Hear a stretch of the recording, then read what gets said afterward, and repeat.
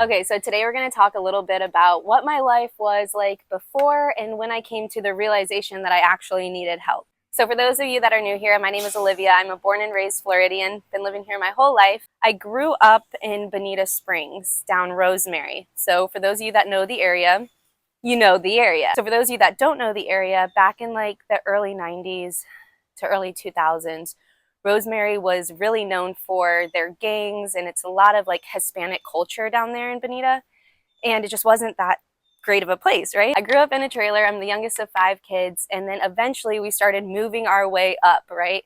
We went from Rosemary to Forest Mere Drive, which is still in Bonita, but then we ended up moving to St. Carlos, and then from St. Carlos to Lehigh Acres, from Lehigh Acres to Fort Myers. So once I got to Fort Myers, I was about like 15 years old, and that's when I had met the love of my life at the time. He was my high school sweetheart. I met him when I was 15 years old, and we had a mutual friend that introduced us, and I ended up getting married to him right after high school.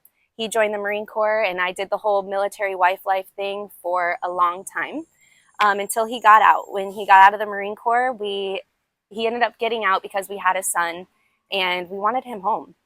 So once we got out of the Marine Corps, we moved from North Carolina. We were only there for a little bit of time because he was always deployed. So anytime he would deploy, I would come back home, be with my family, and then go back there when he would come back. But he was constantly deploying.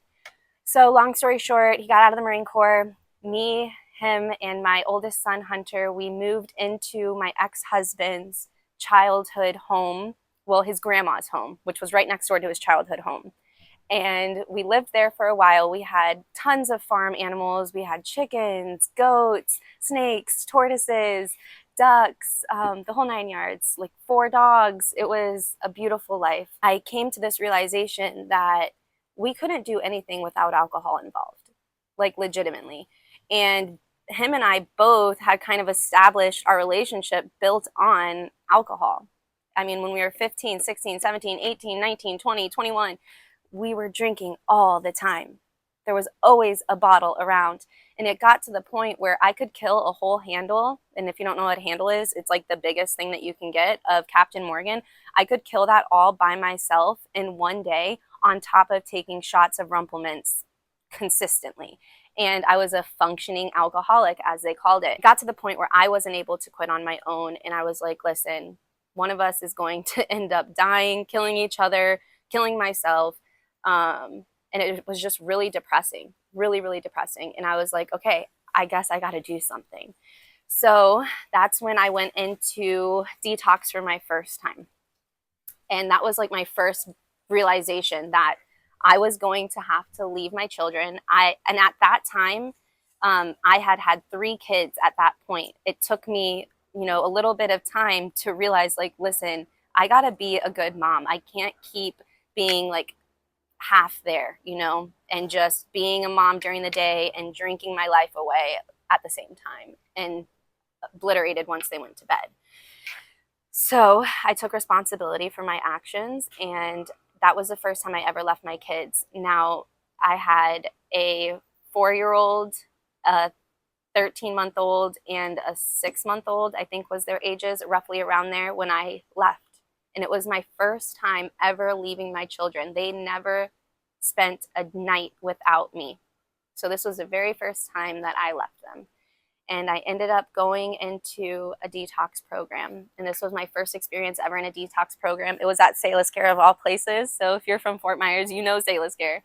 So I went to Salus Care to detox and learned what detox was about really quickly. I was like, oh, Lord Jesus, what did I get myself into? So after detox, I was given a decision to go into a 30-day program at David Lawrence Center, which is in Naples, or I could go back home. I kept asking myself, if you were to get out of here, would you be able to survive without a drop of alcohol? And I kept saying, no, I'm not ready. It was only like a week that I was in detox. I'm like, no, I'm not ready. I need more. Like, I need more help. So I went straight out of detox, didn't see my kids, didn't see my family, and went right into David Lawrence Center, which was a 30-day program, which was also a great learning experience. It was my first time that I had ever lived with anybody else other than my family or my husband. So I got to live with a group of people. It was co-ed, and I learned a lot, and I learned a lot about myself during that time and about what I wanted out of life. I was really on fire and passionate during this time. It was my first time having any clarity in years, years. Because I started drinking from a very young age. I think the first time I got caught drinking was in 7th grade, Smirnoff Ice. And the first time I started smoking, I was 9. I believe I was in 5th grade when I got caught for the first time. So when I mean years without any clarity, years without any clarity. So I'm in the program, and I end up calling my husband at the time. After a couple of days there, you're allowed to get a phone call. So I end up calling him, and I'm like, listen, I've learned about boundaries, and I need to set some boundaries. And I don't want any alcohol in the house. I can't have it around. I'm not strong enough to be around that. And his response was, I remember it like it was yesterday. His response was that he didn't want to live like my parents because my dad is a recovered alcoholic and my mom stopped drinking for my father, and that he didn't have a problem that I did and to deal with it. So I was like, okay, well, I guess that's that. We're going to have to separate. And one thing led to another. When I finally got out, by the time I got out, I knew that it was over. So I had to deal with the realization that we were actually going to have a divorce while I was in this 30-day program. And I remember going into, after getting off that phone call, everybody was like in a group session in the living room. And I just went from the office straight to the dorm room, which we weren't supposed to be allowed into. We were supposed to all be in the group, but I couldn't. I was like, forget this. If they want to yell at me, they can yell at me. So I walked straight into our little room, and I went on the bathroom floor on the rug that was in front of the shower. I dropped to my knees and just started crying like I've never heard myself crying before. I just had this realization, like, this is it. And I knew that I had to stick to my boundaries because I didn't want to go back to my old ways. Came to that realization when I was in there. When my dad picked me up from the 30-day program, we went to our house that we were living at, my ex-husband's grandma's house, got all my stuff loaded up, and moved into my parents' house. So when I moved into my parents' house, it was just, I think, 4 months that I was sober. I was doing all the things. I was going to meetings every single day, multiple meetings a day over in Naples. And I ended up getting my first apartment, 4 months sober, which was probably too soon in retrospect. But hey, my parents are amazing people, and they were really trying to help me get on my feet. And I had just gotten a job, and things were going good. But the one thing that wasn't good was I did the thing that they said not to do. And I got into a rehab romance. And I was looking for love in all the wrong places, right? Instead of focusing my attention on God and all of that, I ended up focusing my attention on filling that void and false love and finding another man. And he was in the same program as me. And he was in there for other reasons. So I was in my apartment for, I think, 2 days. It was 4th of July. We had went to meetings together that day, and I remember we got back home to the apartment, and I was like, I'm so proud of myself. You know, this is the first time I went through a holiday, especially a military holiday where we used to just drink, sober, and I was really proud. And I remember him saying, yeah, I wasn't sure if you were going to make it through or not, so I bought a bottle, and it's in the car. And I was like, really? He's like, yeah. I was like, well, do you want to drink? And he's like, yeah, I want to drink, but I don't want to drink if you don't want to. I was like, no, just go get it. Go get it. Don't worry about me. Don't worry about me. So I had broken the one rule, the one boundary that I had set. I allowed alcohol into my house. And from there, it got way, way, way worse than I could have ever expected. So from there, once that bottle came in the house, that was it for me. He took a shot, I took a shot, and that's all she wrote. There was no stopping from there. And once I got that liquid courage inside me, boy, oh boy, he had convinced me to then go pick up what he wanted to pick up.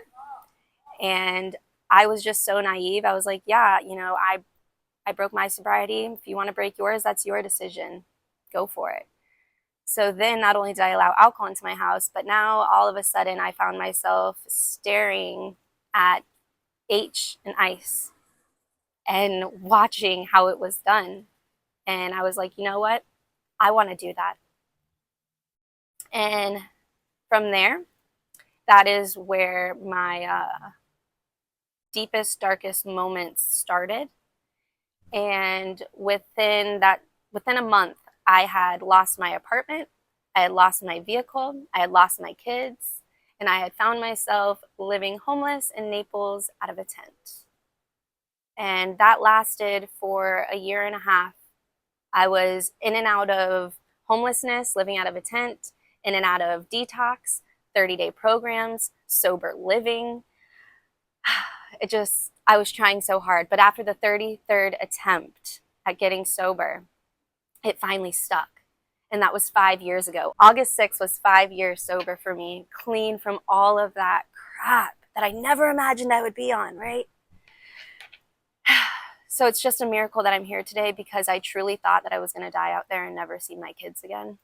And that's a really hard pill to swallow. I'm really thankful and blessed that I have my family that stuck through, that showed the tough love, but still loved me from afar, that took care of my kids and made sure that they were safe when they didn't have to, that took me in after I showed some significant sobriety time and allowed me to come back here and allow me to stay here to this day to try to just work on myself and improve my life. Because even though I'm only 5 years sober, it's like I'm a baby in this life, right? It's like I'm a 5-year-old all over again, because I'm starting fresh.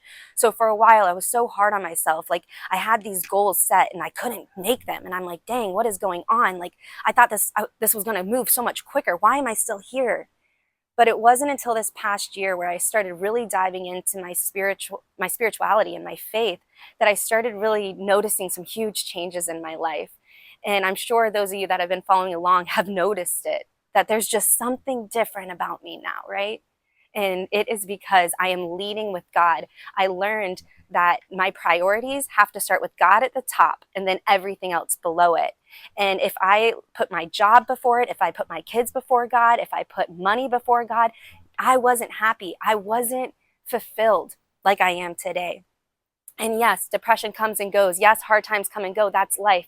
But God is the one that's getting me through it and helping me bounce back from all of these difficult life issues.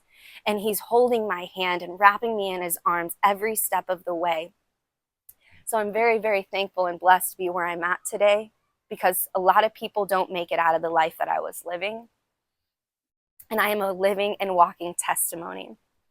So I just wanted to share that and just open up to you and let you know a little bit more about myself. And we're going to keep doing this every week. I'm going to keep coming on here and just crushing it, right? I'm just going to keep crushing it, because I know that God's got my back. I have nothing to be ashamed about. God has taken all of that from me, and He's already forgiven me. And I had to learn to forgive myself. So I'm very thankful to be here today in front of you and telling my story. So feel free to follow along and subscribe. This has been my passion, is to know Christ and to make Him known, and to share my story with others to where you guys don't feel alone, and to where you know you can do this as well. It's never too late. It's never too late to do the right thing. All right, I hope you guys have a great night tonight, and I will see you on the next video. Peace out.